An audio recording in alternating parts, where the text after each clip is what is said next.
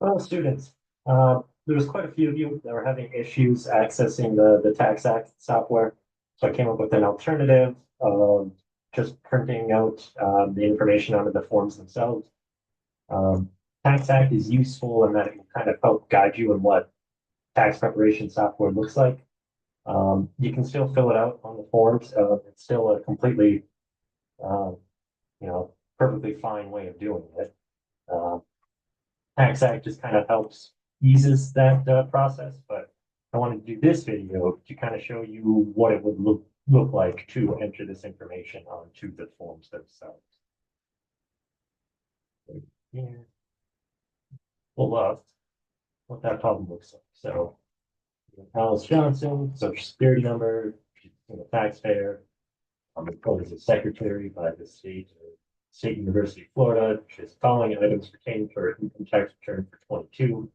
Pretend that says 23. Um, they had us download the 23 Tax Act software. I'm not sure why this book tries to be cute. It puts in 2022. Received a $30,000 salary from her employer who withheld 4,200 federal income tax. Okay, so I'm going to go to a federal income tax form. And you can either print out these forms or just edit the PDF themselves. Whatever is kind of easy for you. So you know that she made $30,000. So I'm going to go to the income portion of this. Total amount of forms W2, box one, um, tax box, 30,000. Among other things, you should put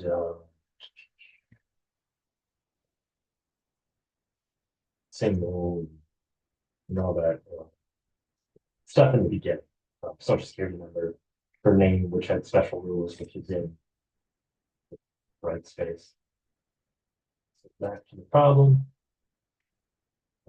This, oh, and withheld 4,200. So with that piece of it. So we've got the 30, and then we need to enter that she had income tax withheld. And we've got that right there. I already entered that. But payments is going to be in this section, and the top one's going to be your W2. Okay, so we're good on that one. Received a gift of 1,000 shares of Ace Corporation stock with 100,000 fair market value from her mother. She also received 4,000 cash dividends from Ace Corporation. The dividends are qualified dividends. And so critical thinking again, let's break this down. Received a gift of 1,000 shares of Ace Corporation stock. Gifts generally not taxable to the giftee. The giftor, possible. The giftee, generally no. So this doesn't really mean anything for us. What does mean something is this 4,000 cash dividends. That would be reportable. So they're qualified dividends. So we go back to our form side. Down in income, got qualified dividends and ordinary. We've got 4,000 of qualified dividends. We also have 4,000 of ordinary dividends. Can't have more qualified dividends than ordinary dividends. Got that. And received $1,000 of interest income on bonds issued by the city of Tampa. This is another one where it's kind of trying to trip you up. Generally, interest income on bonds from city, counties, municipalities, generally not taxable, tax exempt. So we're going to go back here. I'm going to look at our tax exempt interest. I'm going to say, okay, yeah, $1,000.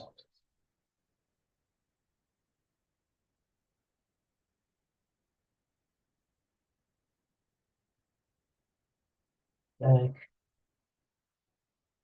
received a regular stock dividend, non-taxable under section 305 of 50 shares of Ace Corporation stock with a $5,000 fair market value.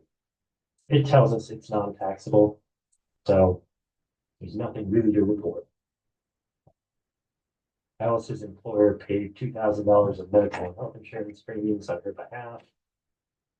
That is well below the threshold where Alice would have any kind of tax liability associated with that. So again, we don't do anything with that. Received 13,000 alimony from her ex-husband. They divorced on August 1st, 2015.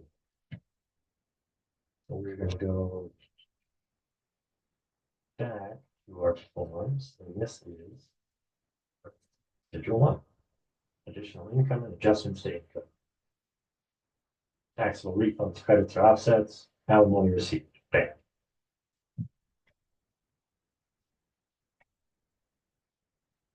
Thousand.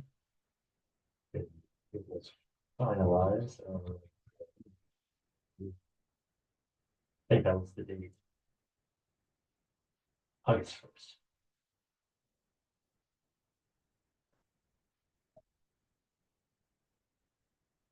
Okay, we've got that. In addition to that, we're going to want to work our way all the way through these problems, but everything on Schedule 1 gets totaled at the end on line 26, total adjustment. We look at our 1040, we have our adjustments to income.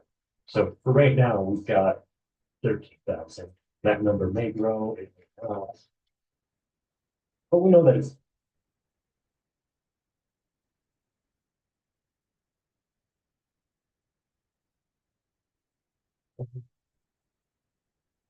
received a $1,000 cash award from her employer. Well, that's a bonus. That's taxable. That should be included in box 1 of her W-2. So instead of 30,000, we're actually going to have.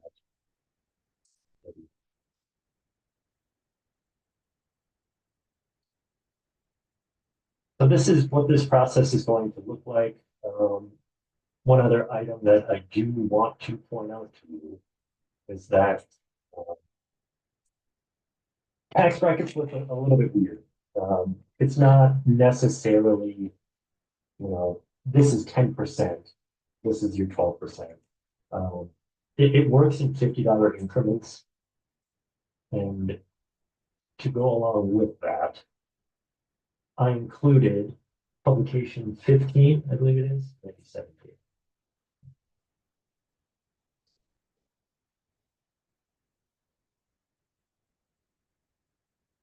Publication 17.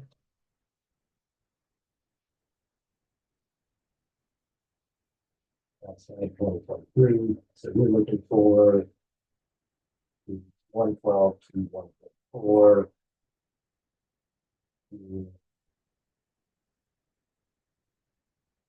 Um, those tables.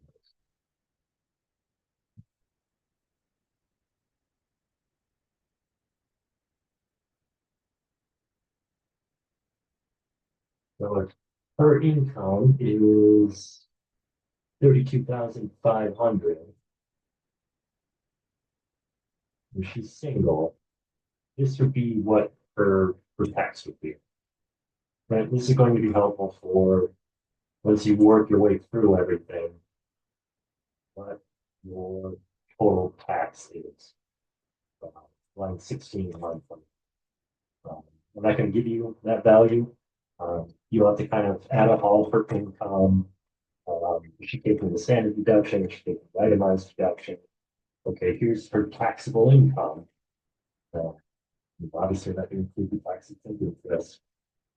But here's her taxable income. Here's her tax. If you do it by the brackets, I'm not going to dock you points for that. Just know that the answer is slightly different. So yes, instead of using TaxAct, we will do it this way. Obviously, print out these forms and hand fill them in, pen, pencil, fill them in. But this will be our alternative if you don't have access to TaxAct. All right, thank you, everyone.